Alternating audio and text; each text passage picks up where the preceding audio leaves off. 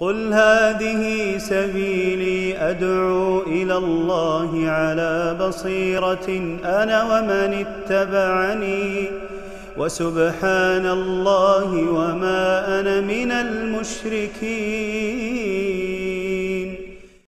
السلام عليكم ورحمة الله وبركاته. الحمد لله نحمده ونستعينه ونستغفره ونعوذ بالله من شرور أنفسنا وسيئات أعمالنا من يهده الله فلا مضل له ومن يضلل فلا هادي له. أشهد أن لا إله إلا الله وحده لا شريك له وأشهد أن محمدا عبده ورسوله صفيه من خلقه وخليله صلى الله عليه وسلم وعلى آله وصحبه الكرام. يقول ربنا جل شأنه في محكم تنزيله: يا أيها الذين آمنوا اتقوا الله حق تقاته ولا تموتن إلا وأنتم muslimun. Kaum muslimin, para hadirin hadirat jamaah salat subuh yang diberkahi oleh Allah Subhanahu wa taala. Pujian dan syukur kita senantiasa kita panjatkan kehadiran Allah atas segala taufik, inayah, kemampuan Allah berikan, petunjuk dan hidayah yang Allah berikan, sehingga kita bisa berkumpul kembali menunaikan satu faridah Allah salat subuh secara berjamaah. Kita ikuti dengan mempelajari ayat dan hadis-hadis baginda Rasul sallallahu alaihi wasallam. Salawat dan salam kita doakan kepada Allah agar senantiasa tercurahkan kepada baginda Rasul Muhammad sallallahu alaihi wasallam. Kaum muslimin yang berbahagia, pada pertemuan kali ini kita kembali mencoba melanjutkan mempelajari bagaimana Ahlus Sunnah wal Jamaah ataupun aqidatus salaf di dalam memahami asma dan sifatnya Allah Azza wa Jalla. Dan alhamdulillah rupanya ada salah satu dari hamba Allah itu memberikan kepada kita hadiah beberapa buku untuk kitab A'lam Sunnah Mansyurah yang sudah diterjemahkan. Jadi saya upayakan setiap pertemuan saya bawa, kita berikan sebagai hadiah untuk yang punya memberikan jawaban, memberikan pendapat ketika kita tanyakan di penghujung kajian. Ada dua jenis buku ini, dua-duanya punya Syekh Hafidh Al-Hakami. Yang pertama ini yang besar ini dinamakan di sini Akidah Golongan Selamat, Kupas Tuntas Akidah dan Cara Beragama Ahlus Sunnah wal Jamaah, atau yang sering diterjemahkan 200 soal tanya jawab. Ini kitab yang kita pelajari. Sedangkan yang kecil ini matan manthumah Sulamul Wusul ila Ilmil Usul. Ini karya pertama Syekh Hafidh Al-Hakami. Ya, ini karya pertama beliau. Pernah dikatakan ini beliau nulisnya ketika berumur 17 tahun. 17 tahun, anak tanya mentang hidang itu. Iya.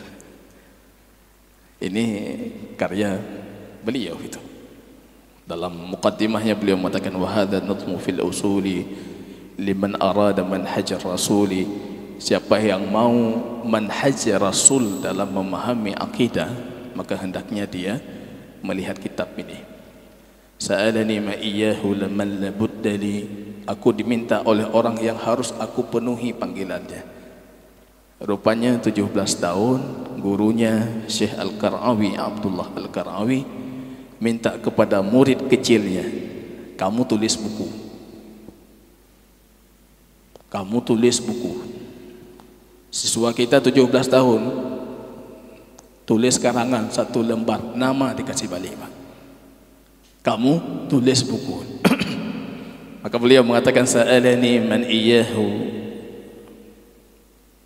man la budda li min imtisali su'lihil mumtathali.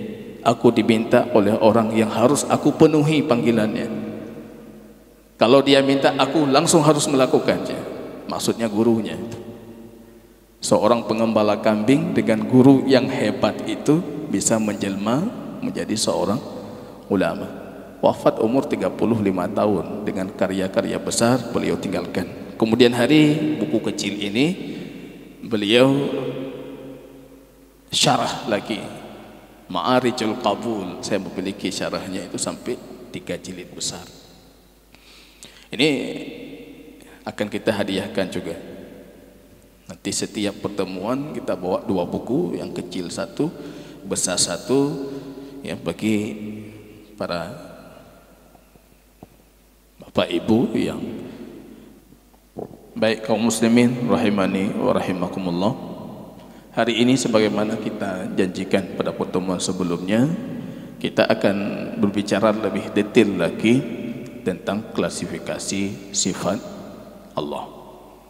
Sebenarnya bagi kita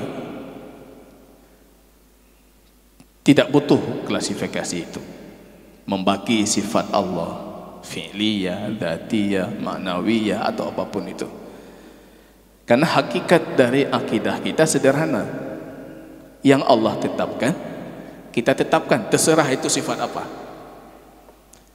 Yang Allah nafikan, kita nafikan, terserah apapun itu.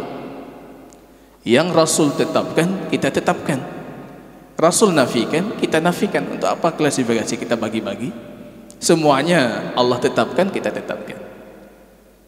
Cuma karena ada syubhat ahli syubhat yang dilontarkan, menggoncangkan banyak saf kaum muslimin, akhirnya para ulama kita secara istiqra, deductive method, mengumpulkan semua dalil-dalil nas syar'i, Quran sunnah tentang sifat-sifat Allah. Akhirnya mereka bisa memilah sifat Allah itu menjadi dua sifat. Yang dengar lego bertanya 4 dalil. Itu dalilnya di mana? Dalilnya itu istiqra, untuk mempermudah pemahaman kita terhadap ilmu. Apa ada sifat zatiyah disebutkan dalam Quran hadis? Tidak ada dengan penamaan zatiyah, dengan penamaan fi'liyah, tapi istiqra. Ketika para ulama ahli sunnah melihat ayat Quran tentang sifat, hadis tentang sifat, kemudian dikumpulkan sifat-sifat Allah itu. Ketika dikumpulkan, rupanya ada benang merahnya. Oh, ini bisa dibagi 2 jenis dari sifat ini. Tapi bagi kita itu, semua sifat Allah al-musbatah yang Allah tetapkan untuk dirinya, kita tetapkan untuk Allah. Kita tidak butuh pembagian itu. Apa pembagian itu, jamaah kaum muslimin rahimani wa rahimakumullah? Kalau bisa kita detailkan lagi, ini menjadi apa? Ada penghapusnya.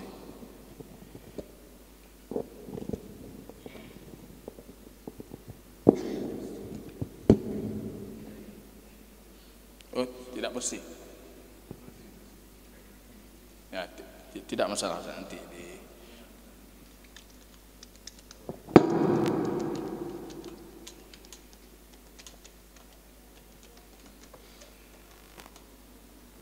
ya, ini kaidah keberapa ini?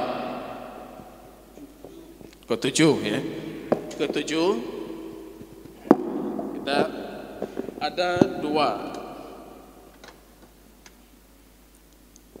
Kaidah ke-7 itu ada 2 bentuk atau 2 jenis sifat musbatah, sifat yang ditetapkan untuk Allah.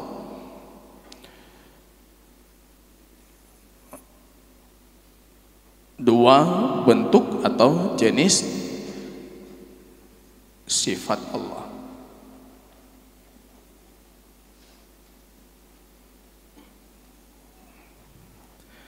Yang pertama itu namanya sifat dzatiyah.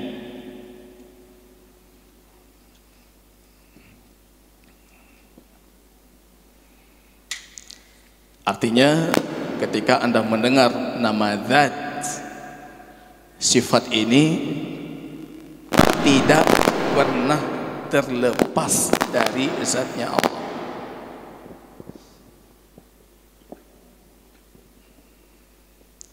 Sifat ini sifat yang tidak pernah terlepas, la tanfaqu an zatillah.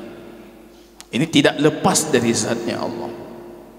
Dalam kondisi apapun sifat ini tidak lepas. Justru ketika kalau dihipotesakan, kita pikirkan sifat ini lepas, pada hakikatnya itu kekurangan untuk Allah. Ini sifat dzatiyah. Apa itu sifat dzatiyah? Yang tidak lepas untuk Allah. Mana yang bagus? Tidak, sifat yang tidak lepas dari zatnya Allah.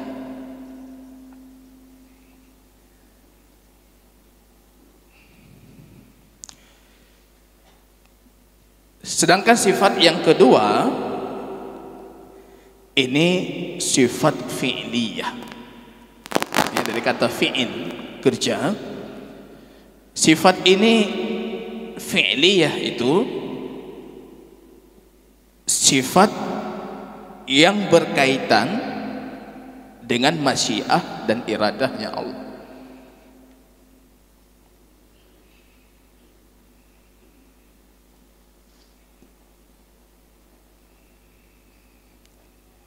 Masyiah, kehendak,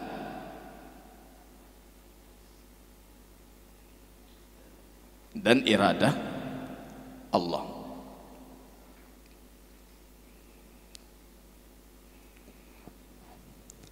Coba kita pahami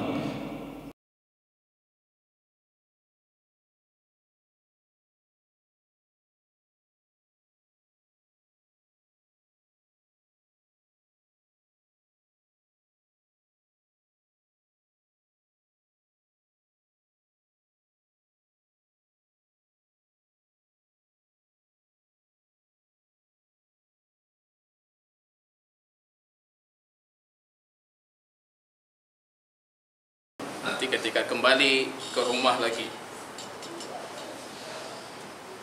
Habis baterai lagi nih.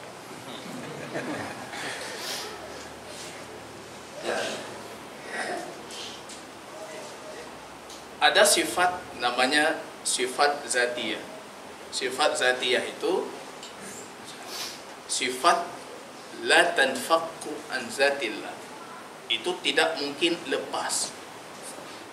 Kalau dipikirkan lepas dari Allah, itu justru kekurangan untuk Allah. Tidak mungkin lepas dalam kondisi apapun. Ada sifat namanya fi'liyah. Itu kaitannya dengan kehendak dan masyiah Allah. Kembali saya katakan, Anda meyakini semua sifat Allah itu sudah cukup. Mempelajari detail itu ada pembagian sifat seperti ini, itu untuk supaya Anda tidak terperangkap dengan syubhat-syubhat yang dimasukkan ke dalam akidah itu. Nanti di mana syubhatnya kita perhatikan. Ya, coba kita perhatikan. Bisa dipahami, ini ada dua jenis sifat. Nanti di rumah kita lihat sifat-sifat Allah, apa saja sifat Allah, ini masuk ke mana, bagaimana kita meyakininya.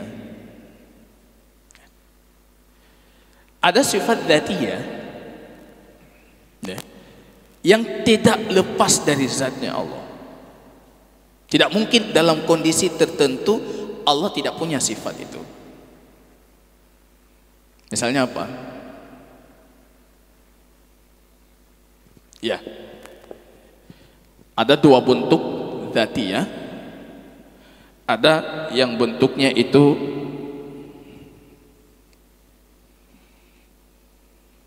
maaf cakap, kalau bagi kita manusia itu kita namakan organ, tapi bagi Allah kama yaliku bijalalihi. Wajah, tangan, kan itu sifat yang mulazim, yang tidak mungkin terpisah.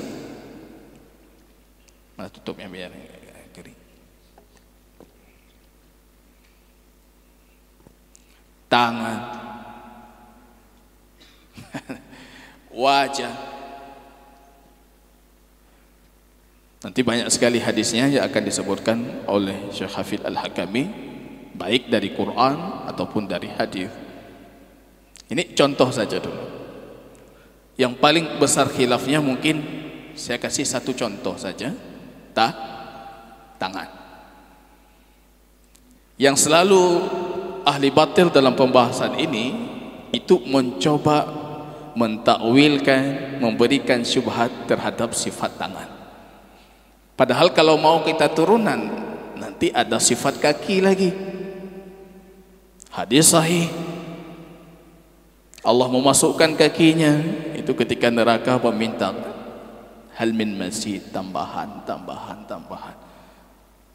Itu jangan dibaca dulu, nanti kita pahami lagi itu hadisnya, karena harus penjelasan. Kemudian ada sifat, kalau dalam akidah Asy'ariyah itu dinamakan dengan sifat maknawiyah yang tidak mungkin lepas dari Allah. Sifatnya maknawi. Apa itu? Misalnya Ar-Rahim, Allah Maha sifat rahmat. Al-Karim, sifat dermawan. Ini sifat-sifat ini kita namakan sifat dzatiyah. Tidak mungkin dipikirkan sifat ini tidak Allah miliki. Karena ketika Anda mengatakan dalam kondisi tertentu Allah tidak punya rahmat, itu kekurangan untuk Allah. Dalam kondisi tertentu Allah itu tidak dermawan, itu kekurangan untuk Allah. Jadi sifat dzatiyah itu semua yang disifatkan Allah, dan tidak mungkin sifat itu lepas terpisah dari Allah dalam kondisi tertentu. Masalah dengan orang di luar itu lebih ke sifat tangan dan lainnya. Ini sifat dzatiyah yang bukan maknawiyah. Kalau masalah dermawan, rahmat itu masih bisa negosiasi itu. Cuma kalau masalah tangan, wajah, kaki, ataupun sebagian itu ada betis, Allah bisa dilihat. Nah, ini puncak masalahnya. Bisa ke tahap saling mengkafirkan. Nah, ini puncaknya. Nanti kita lihat apa masalah orang dengan sifat itu. Ada sifat kedua, itu namanya fi'liyah. Yang fi'liyah ini sifat berkaitan dengan masyiah Allah dan kehendaknya. Artinya secara jenis sifat itu azali.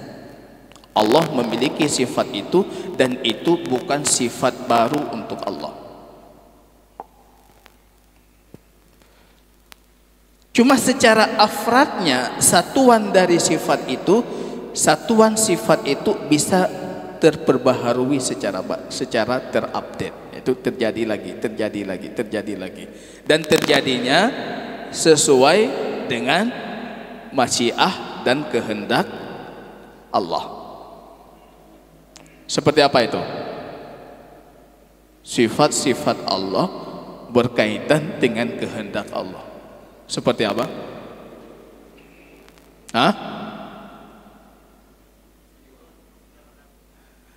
Beristiwa. Istiwa itu Ahlus Sunnah memperdebatkan itu sifat dzatiyah atau fi'liyah. Istiwa beristiwa. Apalagi menciptakan, artinya sifat yang semua orang menetapkan dulu. Allah Maha Pencipta, menciptakan. Hari ini Allah menciptakan makhluknya tidak? Ada. Besok Allah ciptakan makhluknya tidak? Ada. Ke depan Allah ciptakan makhluknya lagi tidak? Ada. Arsy Allah ciptakan sebelum langit dan bumi. Langit dan bumi Allah ciptakan belakang setelah arsy. Anda mungkin yang lebih senior itu secara umur, Allah lebih dahulu menciptakan Anda dibandingkan saya. Dan ada yang kecil di sini Allah ciptakan setelah saya. Tapi Allah sebagai pencipta itu sifat azali yang Allah miliki tanpa ada awalan. Artinya bukan tiba-tiba sudah jadi pencipta. Allah berbicara, hari ini Allah berbicara tidak? Semua perkara itu urusannya cuma kun fayakun. Allah kun fayakun tidak tiap hari? Kun fayakun. Kun fayakun itu sifat kalam, berbicara Allah. Sifat kalam. Besok Allah berbicara tidak? Allah kasih perintah tidak? Ketika tadi kita salat, kita membaca Al-Fatihah itu, Allah punya sifat kalam di hadapan, di sisinya, di depan para malaikatnya. Hamadani abdi, coba lihat hambaku itu sedang memujiku. Itu bukan kalam, kalam itu. Ar-Rahmanir Rahim, coba lihat lagi, mengulangi pujiannya. Maliki yaumiddin, majjanani, Masya Allah, dia mengagungkanku itu. Kita mengatakan lagi, iyyaka na'budu wa li 'abdi ma sa'al, kasih dia apa yang dia mau. Itu kalam. Tapi beda dengan kita, misalnya anak saya yang masih kecil itu belum bisa berbicara. Tiba-tiba 2 bulan ke depan sudah bisa berbicara. Itu bagi anak saya, kemampuan berbicara itu baru. Bagi Allah tidak seperti itu. Sebenarnya sederhana sekali memahaminya. Cuma di sini hampir setengah kaum muslimin berjatuhan itu. Asy'ari bermasalah di sini. Maturidi bermasalah. Mu'tazilah apalagi. Jahmiyah memang sumber masalah dari mereka. Maka pada pertemuan sebelumnya saya mengatakan, kalau misalnya Jahm ibnu Sufyan itu tidak lahir di dunia, itu Maturidi, Asy'ari, Mu'tazili itu nggak ada itu. Karena syubhat yang mereka gunakan itu sama persis syubhat Jahm ibnu Sufyan. Tindakan terhadap syubhat saja yang berbeda. Apa Anda berpikir itu akidah Asy'ariyah itu ada kalau Mu'tazilah tidak ada? Tidak. Apa Anda berpikir Mu'tazilah ada kalau Jahmiyah tidak ada? Tidak. Karena syubhatnya di sana. Coba Anda berpikir itu. Dalam akidah Tahawiyah itu syarahnya Ibnu Abil Is menjawab panjang lebar tentang ini. Mereka berpikir kalau misalnya Allah hari ini berbicara dengan pembicaraan yang baru, dengan kalam yang baru, maka Allah sudah bercampur dengan sesuatu yang baru. Yang baru itu makhluk. Karena Allah itu harus qidam, azali. Setiap yang baru itu karakter makhluk. Setiap terbaru itu karakter makhluk. Al-hudus. Kan yang hudus itu makhluk. Allah itu azali. Allah itu azali, tidak mungkin terjadi sesuatu yang terbaru. Padahal bagi kita mengatakan ini secara sifatnya ini azali. Memang tidak ada awalan untuk Allah. Allah sudah memiliki sifat ini. Tapi secara satuannya nanti bisa terperbaharui. Allah berbicara lagi, berbicara lagi. Dan kita tidak mengatakan Allah itu tiba-tiba sudah bisa berbicara, karena hakikatnya Allah itu memang mutakallim, punya sifat kalam. Ini jamaah kaum muslimin rahimani wa rahimakumullah. Coba kita perhatikan. Sifat dzatiyah atau sifat fi'liyah, bagaimana kita meyakininya? Akidah kita, semua sifat Allah ini, baik dzatiyah atau fi'liyah, kita tetapkan, isbat atau menetapkan. Kita tetapkan untuk Allah. Yang penting dalilnya sahih. Ad-dhahik, Allah tertawa tidak? Hah? Tertawa? Tidak? Ya, tertawa. Kenapa Anda mengatakan Allah tertawa? Orang di luar ketika mengatakan Allah tertawa, dia berpikir tertawa manusia. Haha, hihihi, oh jelek sekali ini sekali, oh nanti butuh rongga, oh ini dari mana keluar suara tanpa rongga, oh itu sifat makhluk. Padahal kita mengatakan Allah yadhaku kama yaliku bijalalihi, sesuai dengan kesempurnaannya. Kalau zatnya kita tidak tahu, bagaimana dengan sifatnya? Maka wal kaif majhul, kaifiyat majhul, kita kembalikan kepada Allah. Tapi tertawa itu maklum, kita tahu tertawa itu apa. Cuma bagaimana? Itu kita kembalikan kepada Allah, karena zatnya saja kita tidak mengenalinya. Yadhaku dalam hadis Imam Bukhari, itu hadis Abu Hurairah. Yadhaku Rabbuna min abdaini yaqtulu ahaduhum al-akhar fayadkhulani al-jannah. Allah tertawa itu melihat dua orang hamba, yang satu membunuh yang lain, cuma dua-duanya masuk surga. Yang satu bunuh yang lain, seharusnya masuk, tapi dua-duanya masuk surga. Tertawa Allah. Kenapa? Rupanya yang dibunuh ini sedang berjihad di jalan Allah. Dia berjihad di jalan Allah, dia dibunuh, masuk surga, syahid.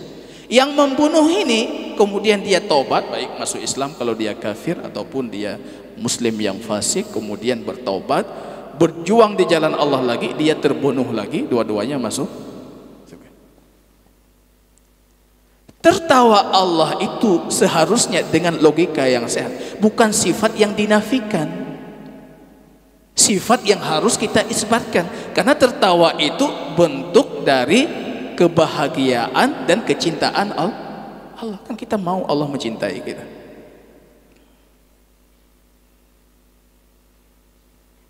Maaf cakap saya katakan, bahkan tidak sering kita para ustadz ini, ada jamaah yang datang ke kita sengaja membuat lelucon supaya kita gembira. Bagi jamaah kita ini, dia senang ketika ustadznya senang. Betul nggak seperti itu? Itu kasus yang sering terjadi kepada Rasulullah itu. Ada sahabat-sahabat Rasul itu yang memang humoris itu datang ke Rasul itu. Coba Anda bayangkan, pemimpin Anda baginda Rasul kelelahan hari ini tiba-tiba datang. Ada yang menjual kawannya dijadikan budak. Ada yang menjual kambing baginda Rasul, kemudian dia dapat untung 2 kambing, gembira Rasul itu. Seharusnya tertawa itu sifat yang harus kita tetapkan. Karena itu mungkin simbol atau lambang dari kebahagiaan. Maka Imam Ibnu Qayyim itu punya kalimat menarik sekali. Allah tidak tertawa kecuali untuk apa yang dia cintai, melebihi kecintaannya untuk yang biasa. Kalau untuk yang biasa kita tidak tertawa gitu, luar biasa baru tertawa, gembira luar biasa baru tertawa. Ad-dhahik kita tetapkan. Dhahik masuk ke sifat apa? Fi'liyah.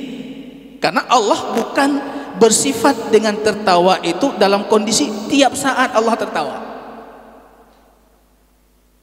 Kim tapi bukan seperti itu. ada hal yang membuat Allah tertawa sesuai dengan kehendaknya. Itu masuk ke sifat fi'liyah. Jadi akidah kita sederhana, apapun yang Allah tetapkan, baik itu dzatiyah, fi'liyah, kita tetapkan untuk Allah. Kita tetapkan. Baik itu dzatiyah, fi'liyah, yang penting ada. Turun. Allah turun. Rasul mengatakan demikian. Kita tetapkan. Beristiwa sampai 6 ayat itu dalam Al-Quran kita tetapkan. Jadi apapun bentuk sifatnya kita tetapkan. Kalau untuk sifat fi'liyah, ini yang jadi masalah untuk yang lain. Sifat fi'liyah kita meyakininya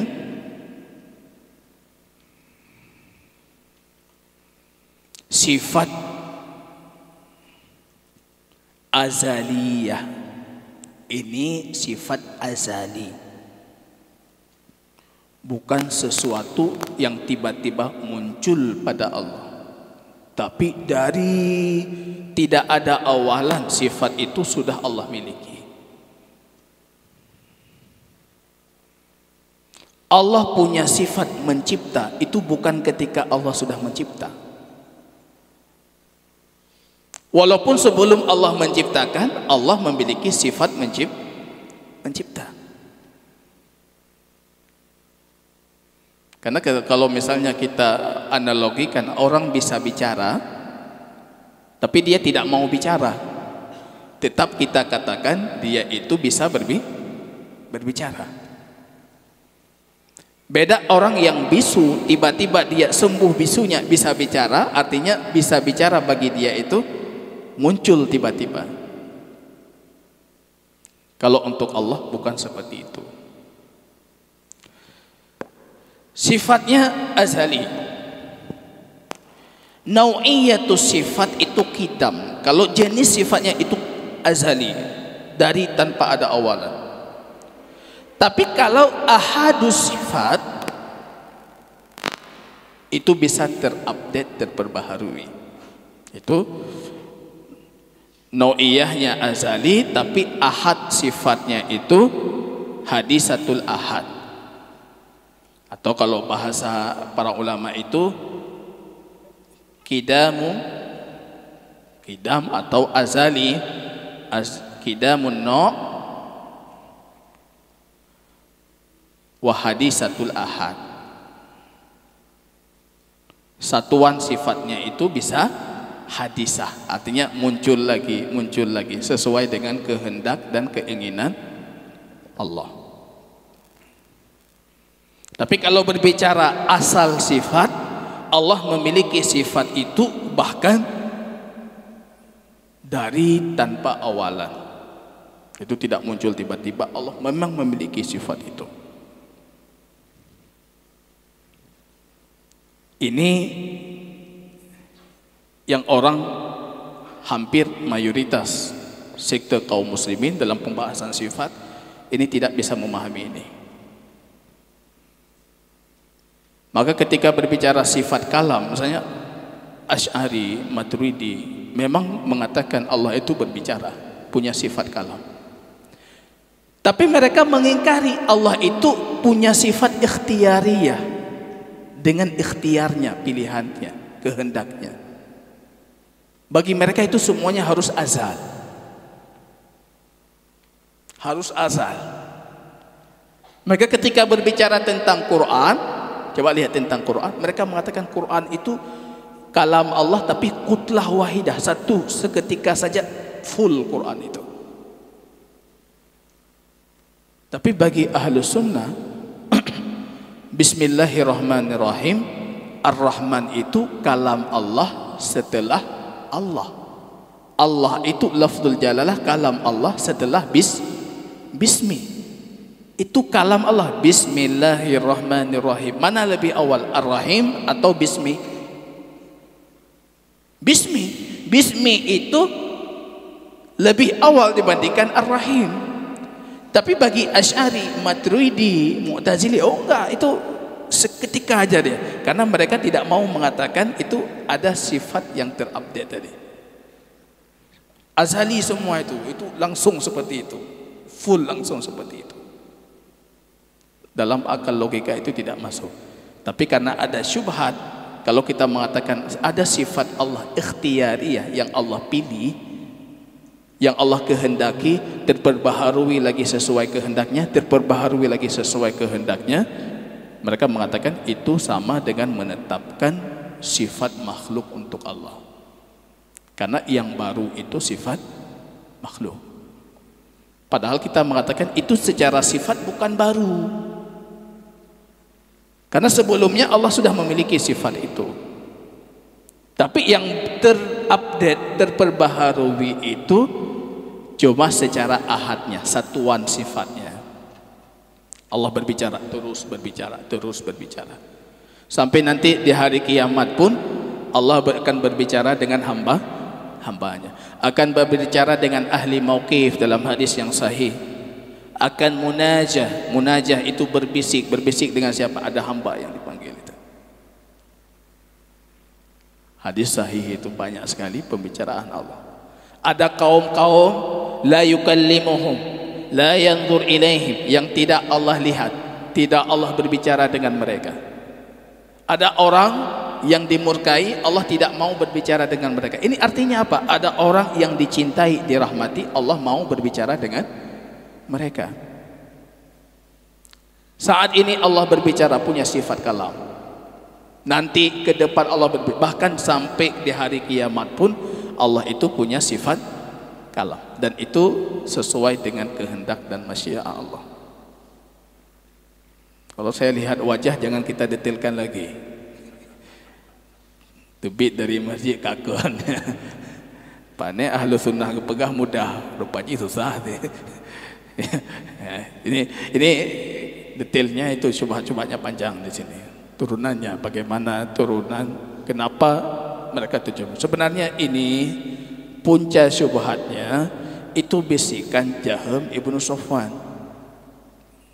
pendiri sekte Jahmiyah. Kenapa mereka menafikan sifat Allah? Ya ini alasannya. Karena kalau kita mengatakan Allah mencipta, hari ini mencipta, yang hari ini itu baru. Hakikat dari sesuatu yang baru itu hakikat makhluk. Allah itu tidak ada yang terbaru. Itu awal puncanya, sehingga melahirkan sekte-sekte di bawahnya. Itu semuanya turunannya menafikan sifat. Saya mungkin akan lebih fokus berbicara tentang beberapa sifat saja untuk pertemuan ke depan, yang kita jadikan sebagai contoh yang paling sering sifat-sifat itu diperdebatkan. Saking lucunya tentang pembahasan tangan, itu tangan itu paling sering diperdebatkan. Padahal hakikatnya kita bukan cuma tangan, kaki saja kita yakini. Qadam kita yakini itu. Tapi kaki nggak ada syubhat di luar. Kita yakini. Katakan ke yang di luar, kita meyakini itu. Bukan cuma tangan, itu kita yakini juga. Wajah kita yakini. Ini kalau kita melihat di buku kita ini, Syekh Hafid Al-Hakami di sini, saya ingin membaca beberapa jenis atau bentuk sifat yang disebutkan oleh Syekh Hafid Al-Hakami. Ya, di sini beliau mengatakan,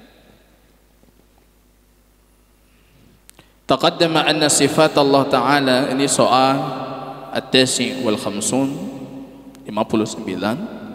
Ada sifat yang sifatnya itu datiyah. Datiyah itu apa? Datiyah itu yang tidak terlepas dari zatnya Allah. Wa fi'liyah, ada sifat yang bentuknya itu fi'liyah. Fama misalu sifati dzat minal kitab. Ini akidah kita, Quran Sunnah, Quran Sunnah, Quran Sunnah. Maka sebutkan apa itu contoh sifat zat dari Al-Quran. Al-jawab, misal qawlihi ta'ala. Tangan itu banyak sekali hadis dan Qurannya. Ini yang kita tidak habis pikir ini. Anda misalnya mendapatkan 5 ayat lebih, kalau kita kumpulkan 10 dalil lebih, bahkan lebih dari 10 dalil mengatakan sifat tangan untuk Allah. Ya. Kemudian 3 abad pertama itu, 3 abad pertama, nas Quran, nas hadis tentang sifat tangan untuk Allah, tidak ada seorang pun yang menafsirkannya atau mentakwilkan. Kalau kita mengatakan sifat ini harus ditakwil, secara tidak langsung kita mengatakan generasi terbaik umat ini tidak cukup mengajarkan generasi belakangnya apa takwil terhadap sifat-sifat yang harus ditakwil ini. Ini rahasianya, coba perhatikan jamaah. Ini kita bicara tentang sifat tangan. Coba baca tafsir. Kalau mufassirnya, ahli tafsirnya itu akidahnya Maturidi atau Asy'ari atau Mu'tazili, kumpulkan semua tafsir mereka ketika mereka menjelaskan sifat tangan. Saya sudah mencoba itu. Akhirnya saya dapatkan apa? Tangan itu, ulama Asy'ari fulan punya penafsiran tersendiri berbeda dengan Asy'ari lain. Asy'ari lain berbeda dengan Maturidi lain. Maturidi lain berbeda dengan Maturidi lain. Anda untuk tangan saja itu mungkin ada 10 penafsiran berbeda. Saya tanya yang teh yang betul ya. Itu ada 10 penafsiran. Yang betul itu yang mana dulu? Kalau memang saya meyakini takwil, yang mana yang harus saya yakini? Takwil yang benar. Abu Mansur Al-Maturidi ketika berbicara ayat ini, ayat yang ditulis oleh Syekh Hafidz Al-Ahkami, bal yadahu mabsutatani, beliau mengatakan nikmatnya, kalau artinya apa itu, akan tetapi kedua tangannya itu terbuka lebar. Abu Mansur Al-Maturidi ini yang punya sekte Maturidi ya, yang hari ini digomborkan akidah harus Maturidi atau Asy'ari. Beliau mengatakan akan tetapi nikmatnya itu terbuka lebar. Padahal bahasanya akan tetapi kedua tangannya itu terbuka lebar. Orang Yahudi mengatakan tangan Allah itu borgol. Allah mengatakan lah, bal tidak terborgol.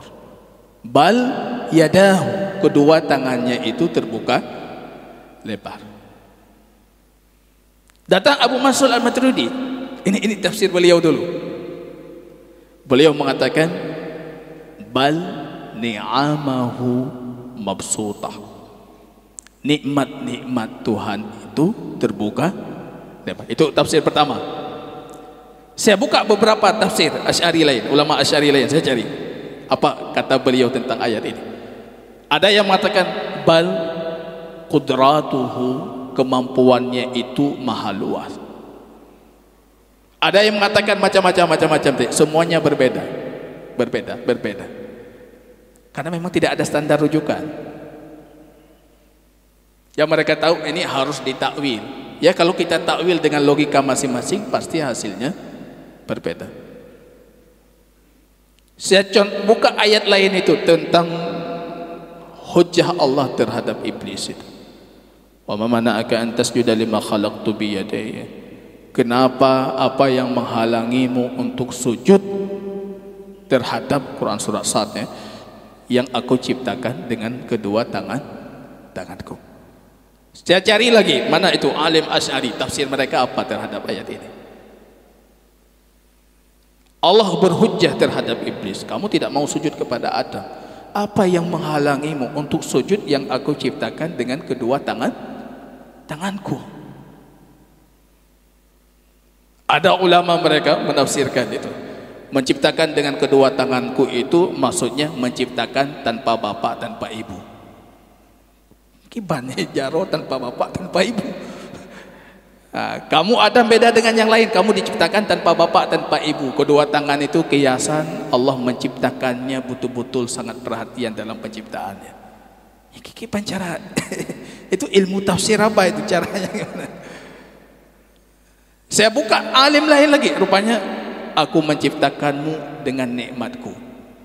Ada lagi, aku menciptakanmu dengan kesempurnaan kudrah kemampuanku. Ada lagi, lain lagi. Kalau kita kumpulkan itu 10 lebih itu. Tidak ada yang sama. Tidak ada yang sama. Padahal kita meyakini Allah memang menciptakan Adam itu dengan kedua tangannya. Hadis panjang itu, hadis sahih, hadis ahli mauqif. Besok di hari kiamat ketika kita mencari syafaat al-ulma, semua kita datang kepada Adam. Anta abul bashar, kamu itu bapaknya manusia. Khalaqallahu biyadayhi, Allah menciptakanmu dengan kedua. Itu kan kita menyebutkan fadilah Adam, keutamaan Adam. Seolah-olah kita meminta, wahai Adam, kamu minta syafaat kepada Allah karena kamu itu diciptakan dengan kedua tangannya. Adam mengatakan tidak, aku pernah berdosa, pernah ini, pernah itu. Kita ke Nuh, ke Ibrahim, ke ini, sampai akhirnya ke baginda Rasul. Rasul mengatakan analah. Di sana semua manusia memuji Adam itu. Saya penasaran itu, Asy'ari itu masuk juga itu. Yang datang rame-rame ke Adam itu semua manusia itu. Apa Asy'ari ikut juga itu. Kamu Allah ciptakan dengan kedua tanganmu. Itu kemuliaan Adam. Menafikan itu sama dengan mengurangi atau meyakini ada kemuliaan yang haknya Adam, justru kita nafikan. Begitu juga dengan ayat-ayat lain. Mereka mengatakan tidak mungkin dua tangan itu sifat Allah, karena dalam ayat ada kadang-kalanya disebutkan cuma satu tangan. Cuma disebutkan tangan saja, tidak ada angka 1, 2, 3. Dalam ayat yang lain, banainaha bi'aidin, kami membangunnya dengan tangan-tangan kami. Banyak tangan. Jadi kalau kalian mengatakan Allah punya dua tangan, bagaimana dengan ayat yang cuma menyebutkan tangan saja, tidak ada dua? Bagaimana dengan ayat yang menyebutkan tangan-tangan? Ini kembali lagi ke kaidah bahasa Arab. Dalam bahasa Arab ini kaidah penting. At-tasniyah, penyebutan dua itu pasti hakikat. Kalau dua itu hakikat. Tapi kalau disebutkan satu, tidak disebutkan angka satu, tapi disebutkan cuma tangan, itu tidak menafikan dua. Kalau kita mengatakan Allah punya tangan, kita tidak mengatakan Allah punya dua tangan. Apakah menafikan Allah punya dua tangan? Tidak. Karena ketika disebutkan Allah punya tangan, itu jenisnya yang disebutkan, bukan angka hitungannya. Ketika disebutkan banyak dalam bentuk plural, jamak, hakikat dalam bahasa Arab jamak itu dimulai dari dua. Bahasa Arab beda dengan bahasa Inggris atau bahasa yang lain. Dua itu sudah terhitung jamak. Boleh nggak salat jamaah dua? Boleh. Kan nggak ada jamaah, cuma satu orang. Dua itu sudah jamak dalam bahasa Arab. Oke, kita bolehkan salat jamaah ini salat berdua saja. Enggak, itu salat berjamaah.